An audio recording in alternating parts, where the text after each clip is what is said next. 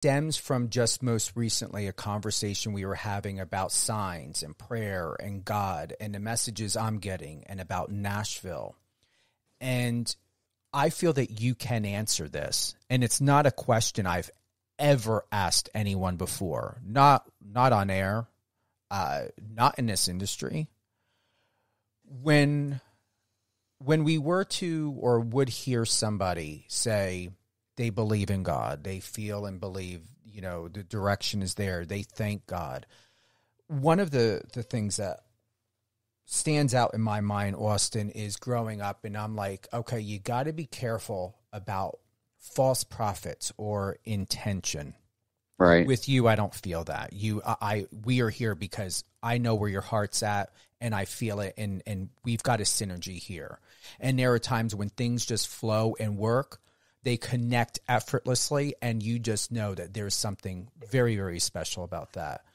But I find that most people use loosely, whether at award shows or things that they're doing, praising God, thanking God, all of that. But I also find in the entertainment industry, it seems as though when I hear it and listen, and then with good intent and intentions, I look to feel as to where's the authenticity in that.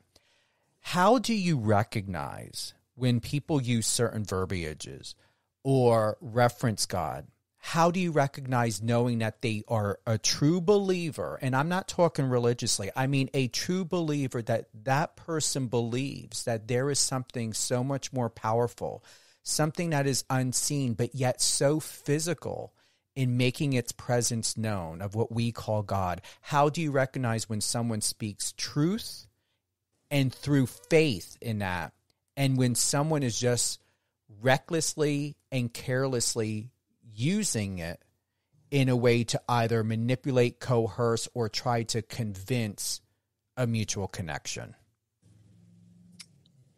I think for me, and I can answer that, but for me, where my head goes with that question is something that my mom has taught me all my life. And it's not for me to know. And I think that statement has given me so much peace with every decision I've had to make, with every question I've had to ponder, every decision, that some things aren't for me to know. And I have learned that very quickly. You'll by the end of this interview, you'll see that I'm an old soul. I may not sound like I'm 22, but I've learned that some things it's just not for me to know. When I look around and I see people, I was born and raised in church. And so I have been around my whole life, people who are real and people who are fake. And the thing is, with church and with the world, where there's people, there's problems. That will never change.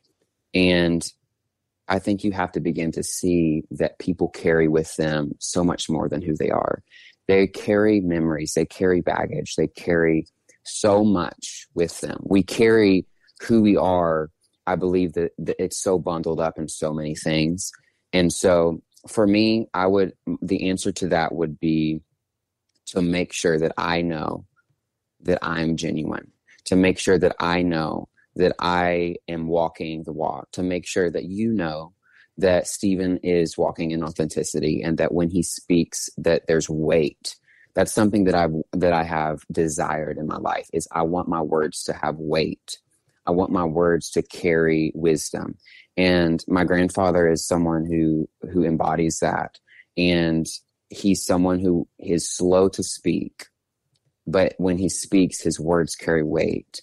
And that's someone I grew up around, and that's someone who I admire closely. And I have, even this year, I have began to speak slower and be slower to jump to a conclusion, to jump to a statement, and remember my grandfather. And when he speaks, there's weight. I think that's a lot of the problem in this world today, is there's so much noise.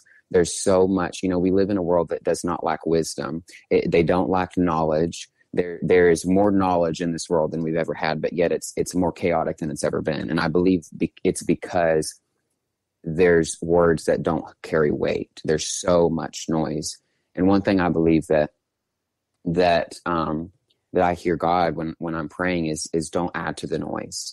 Don't add to the noise, but really, really speak through the noise. And those are the things that become piercing.